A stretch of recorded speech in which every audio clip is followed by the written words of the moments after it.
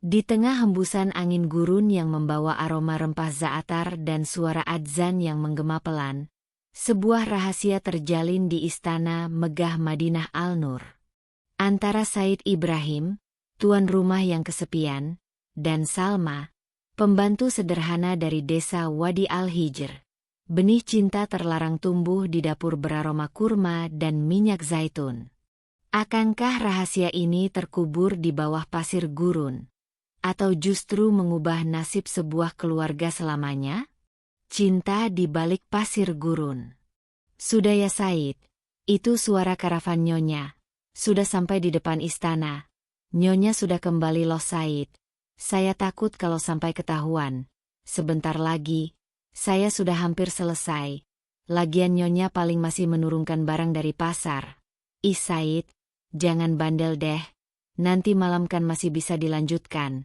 Salma takut Said, kalau sampai Nyonya tahu semua, pasti bakal berantakan Said. Ah, hehehe ya sudah Salma. Tapi janji ya, nanti malam kita lanjutkan. Saya masih kangen banget sama kamu. Salma, nanti malam jangan dikunci ya pintu kamarmu. Sore menjelang petang di bawah langit jingga yang membentang di atas padang pasir, Salma bergegas dari dapur istana, berlari kecil ke halaman depan, sambil membenahi jilbab dan abaya kusutnya serta rambut yang sedikit berantakan di bawah kain penutupnya. Mencoba menutupi kegugupan dan mengatur napasnya agar tidak mencurigakan di hadapan Nyonya Aminah, majikannya. Pikirannya masih melayang. Baru saja ia melewati sesuatu yang tak pernah ia bayangkan sebelumnya bisa terjadi bersama Said Ibrahim, tuan majikannya.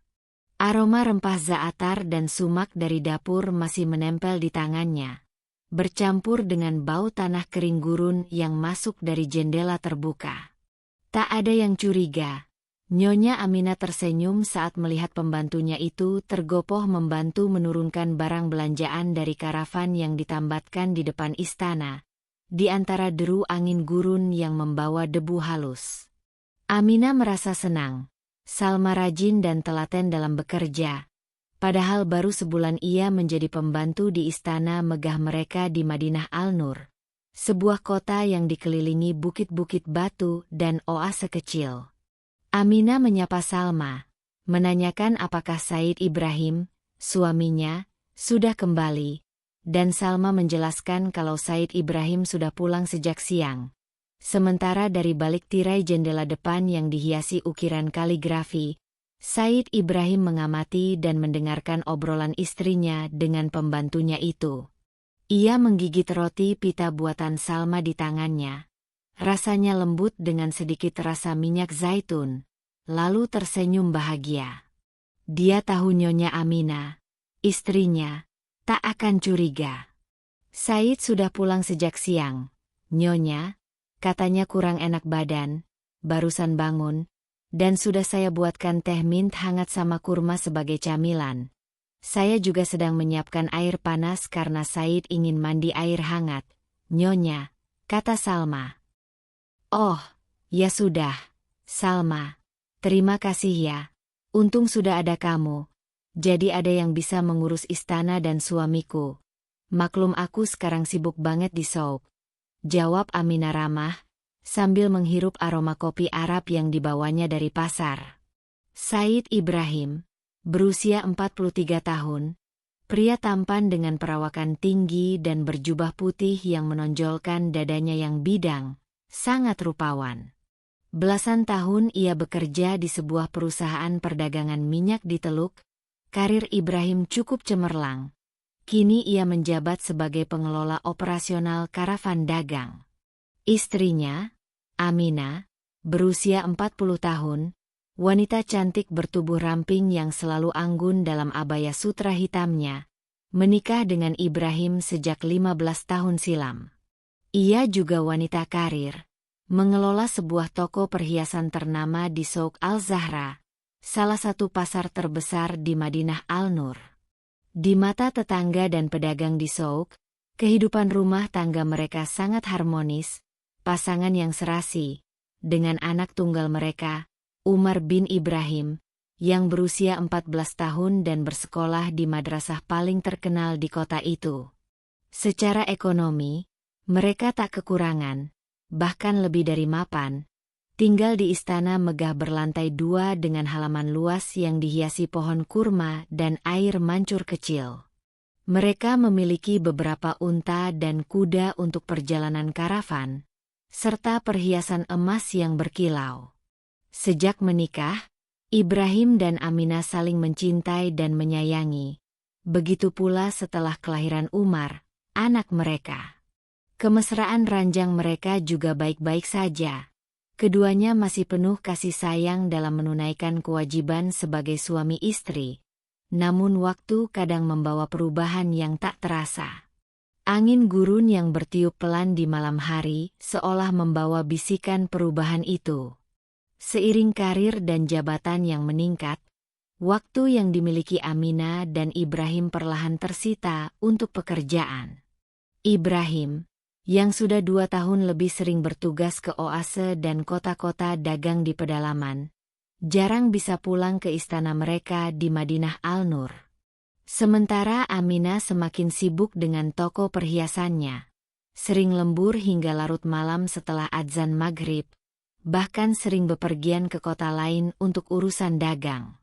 Semua pun perlahan berubah, apalagi sejak kehadiran Salma, pembantu baru, wanita berusia 28 tahun yang sudah lama berstatus janda cerai mati dari sebuah desa di pinggir Wadi Al-Hijr.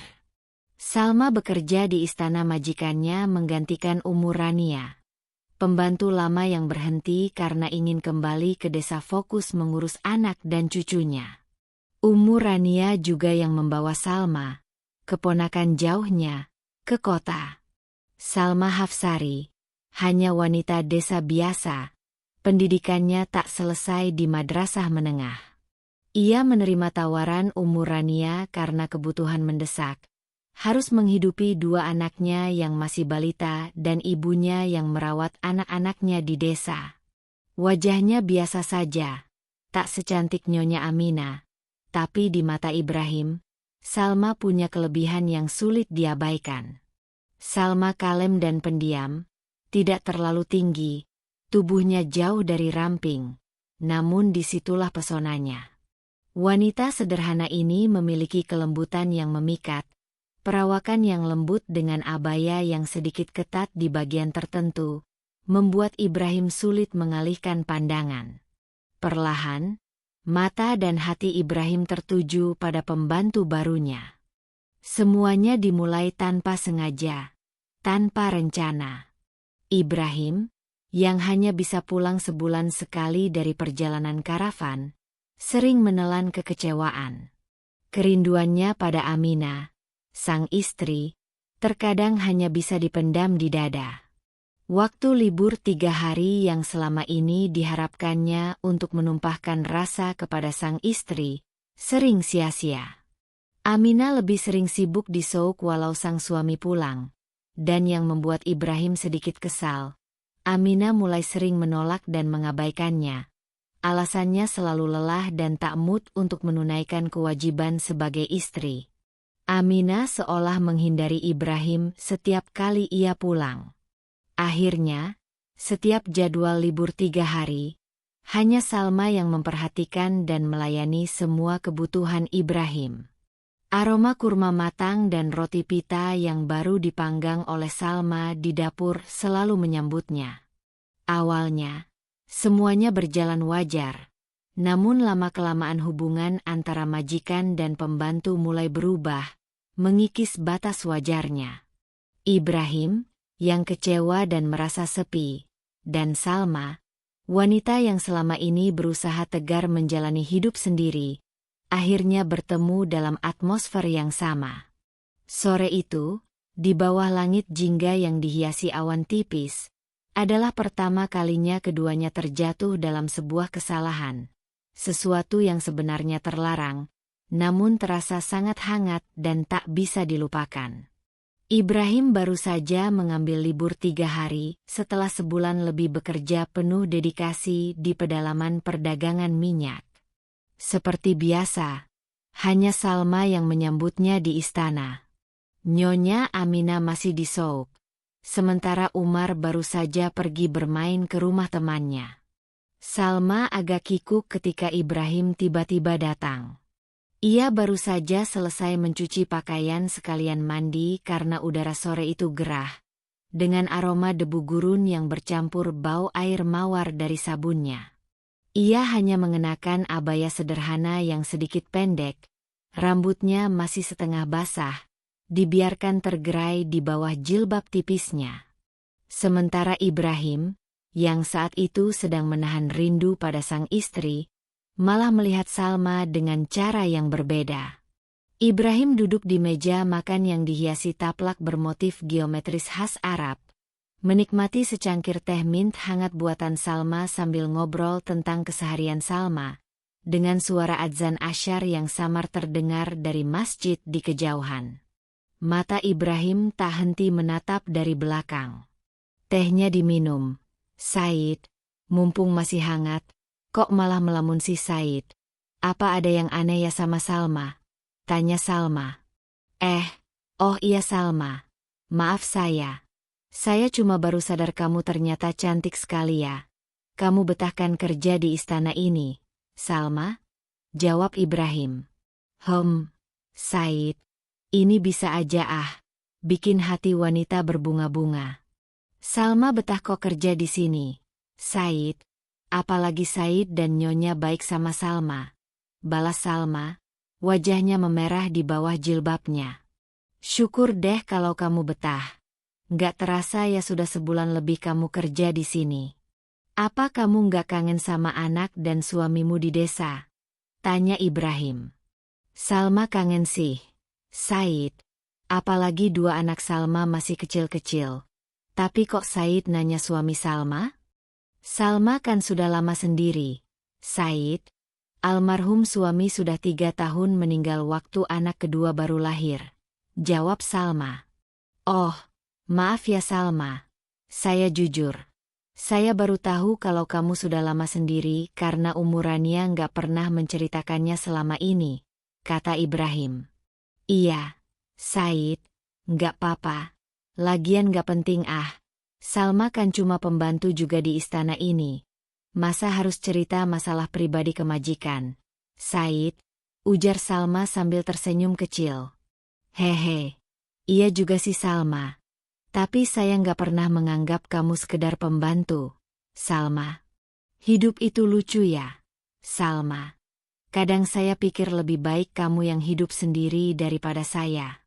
Saya masih punya istri. Tapi rasanya malah sudah lama menjadi duda. Aminah nggak lagi seperti dulu. Kami jarang ketemu, jarang komunikasi, dan tentu saja jadi jarang seperti itu. Salma, keluh Ibrahim. Tapi kan Said masih punya Nyonya. Walau jarang ketemu, tapi masih punya yang sayang dan bisa disayang. Beda sama Salma yang emang sudah lama hidup sendiri. Balas Salma. Said. Ini Salma jadi nggak enak Kok obrolan kita jadi ngelantur kemana-mana sih? Tambahnya, wajahnya memerah. Semuanya memang dimulai dari obrolan biasa antara tuan majikan dan pembantunya. Hanya bertanya kabar, hanya ingin lebih saling mengenal. Salma berdiri di depan wastafel di dapur, tangannya sibuk mencuci piring dan perabotan. Sesekali ia menoleh ke Said Ibrahim yang duduk di kursi meja makan di belakangnya, dengan aroma minyak zaitun dan rempah yang masih tercium dari masakan tadi. Sementara Ibrahim duduk tak bergeming, ngobrol sambil memperhatikan Salma yang sedang sibuk, tapi ada sesuatu di balik tatapan dan senyumannya. Setiap kali Salma menunduk menyimpan piring dan perabotan yang sudah bersih, setiap kali pula mata Ibrahim melebar melihatnya. Penampilan Salma memang sangat sederhana, tak ada kesan menggoda. Namun abaya pendeknya yang tersingkap membuat jantung Ibrahim berdebar.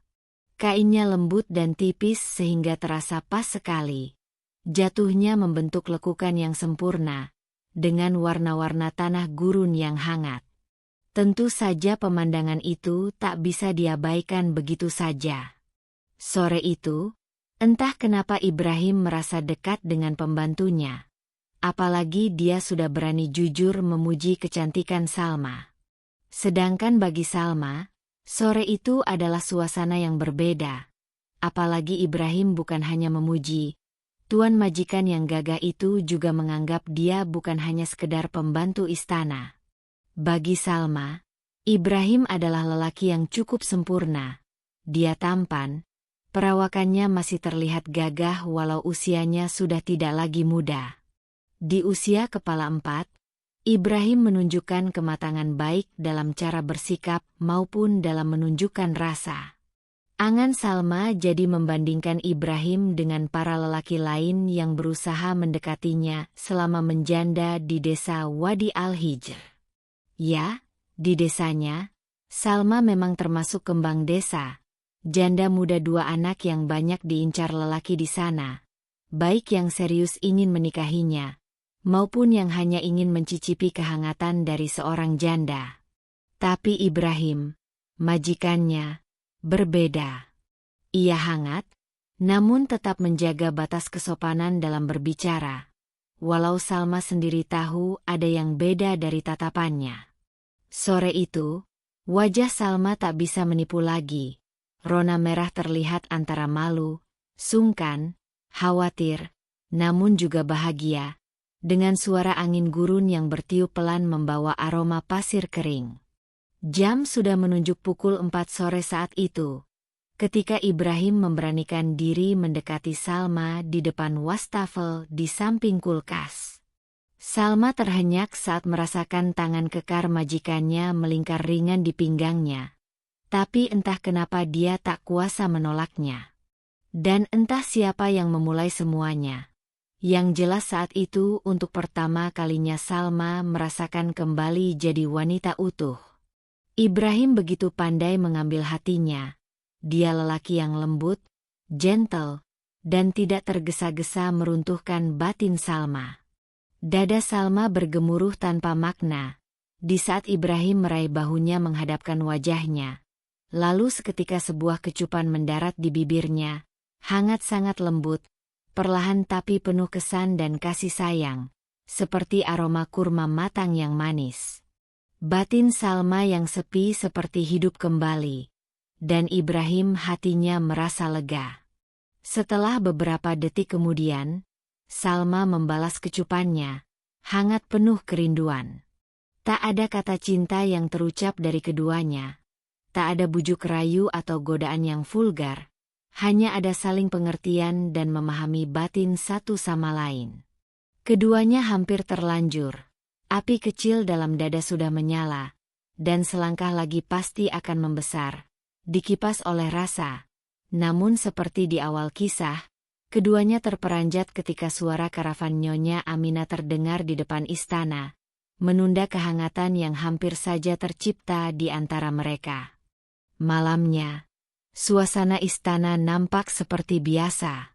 Salma menyiapkan makan malam untuk kedua majikan dan anaknya. Umar terlihat lahap menyantap ayam panggang dengan rempah dan humus masakan Salma. Begitu pula dengan Ibrahim dan Aminah, istrinya. Enak banget ya masakan Bibi Salma. Bikin aku pengen nambah, celetuk Umar. Salma tersenyum lalu mengambil roti pita tambahan untuk Umar, anak majikannya. Nah, gitu dong. Makan yang banyak, Umar. Biar cepat besar, ujar Nyonya Aminah yang juga menambah humus ke piringnya. Papa juga suka tuh kelihatannya sama ikan panggangnya Salma. Timpal Aminah lalu menoleh ke suaminya. Said Ibrahim hampir tersedak mendengar pertanyaan istrinya. Seketika pandangannya bertemu mata Salma.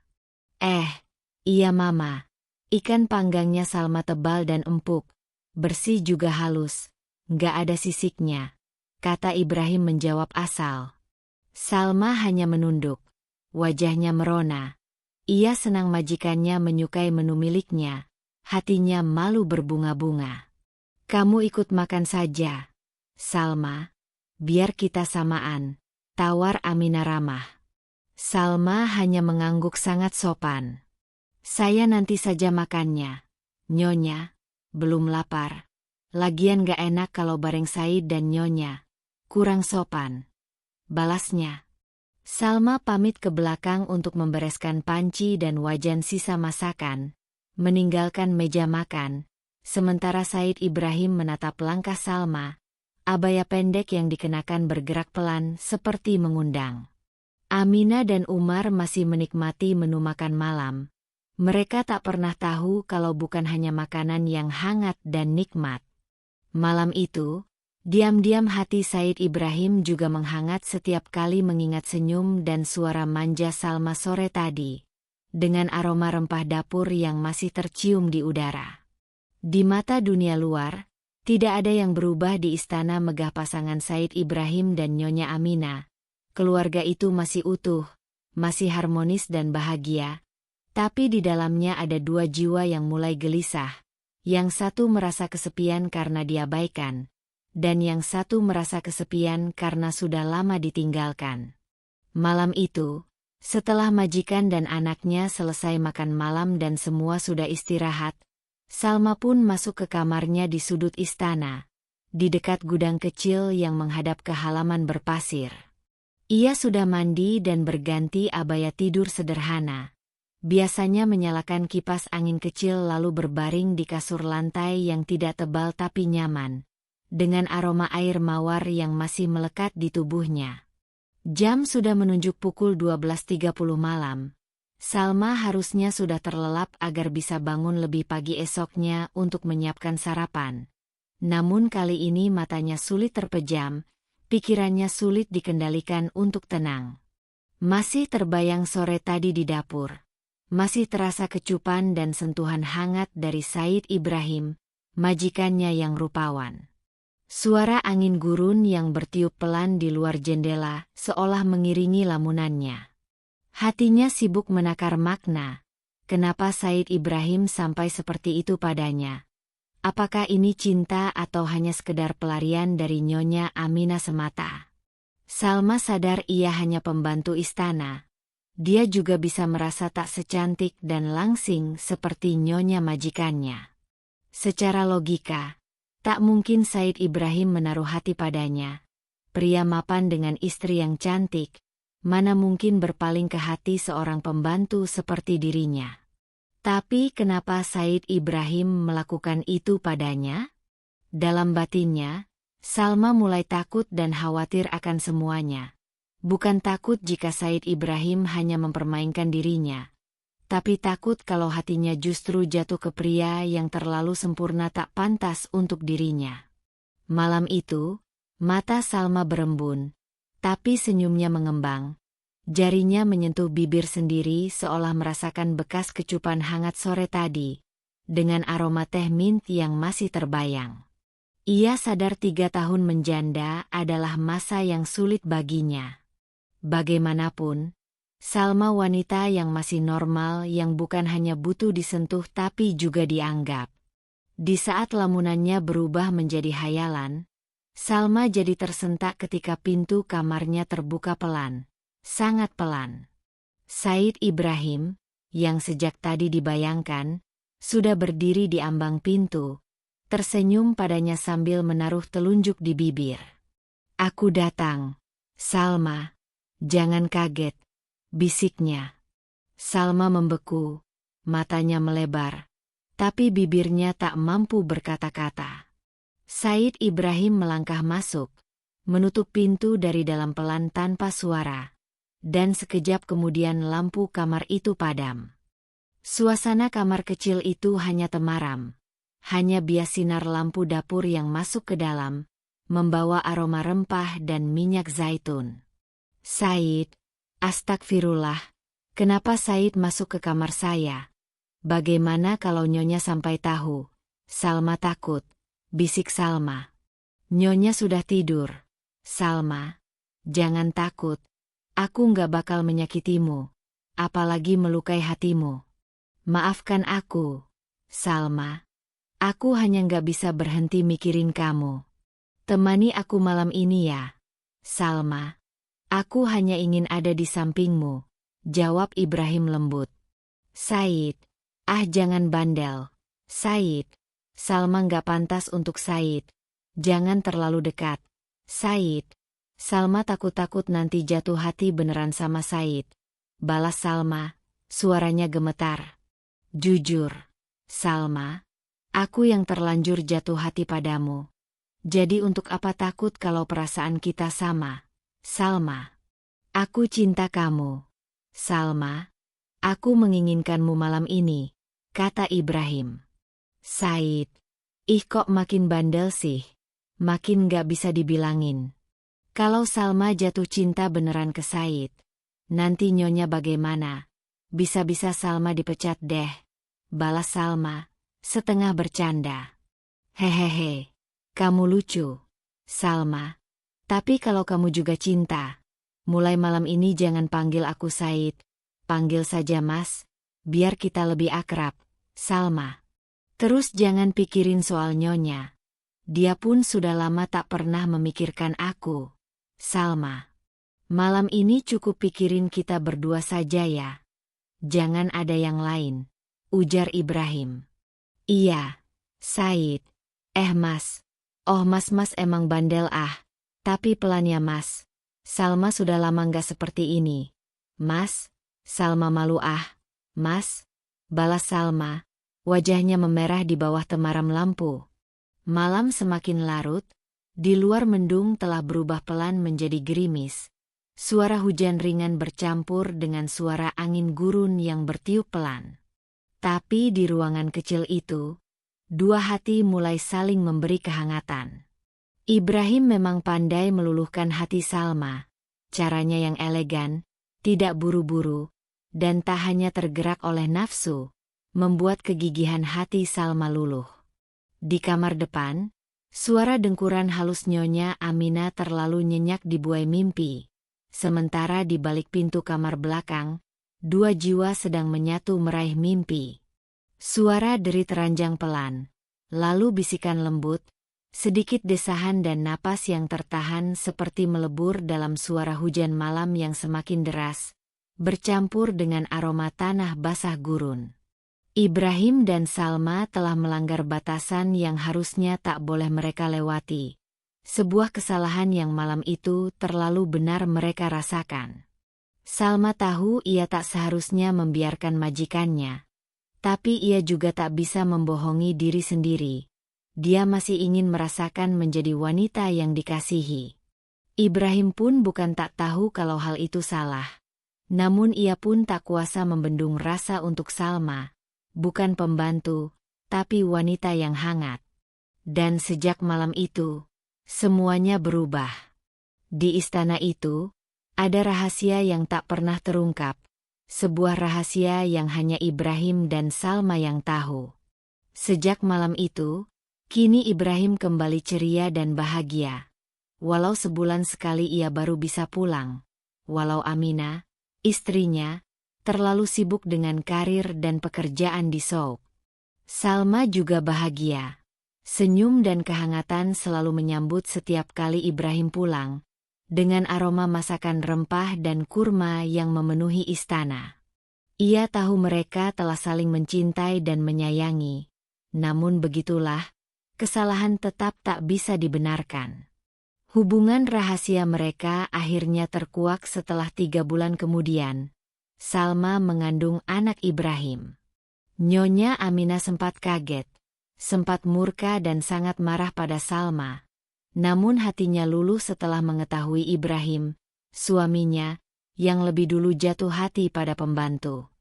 Wanita itu akhirnya menyadari kalau semua yang terjadi karena salahnya juga yang terlalu sibuk dengan karir dan pekerjaan, terkadang mengabaikan suami. Nyonya Amina akhirnya legowo dan ikhlas ketika Ibrahim, suaminya, harus bertanggung jawab dan menikahi Salma. Kini, istana megah Said Ibrahim dan Ummu Salma semakin hangat dan penuh kebahagiaan. Salma telah sah dan resmi menjadi istri kedua yang akur dengan istri pertama. Umar, anak mereka, juga gembira karena bakal punya seorang adik walau dari ibu yang berbeda. Wanita yang kini dipanggilnya sebagai Ummu Salma, dengan suara adzan yang menggema dari masjid di kejauhan, mengiringi kehidupan baru mereka di bawah langit gurun yang luas.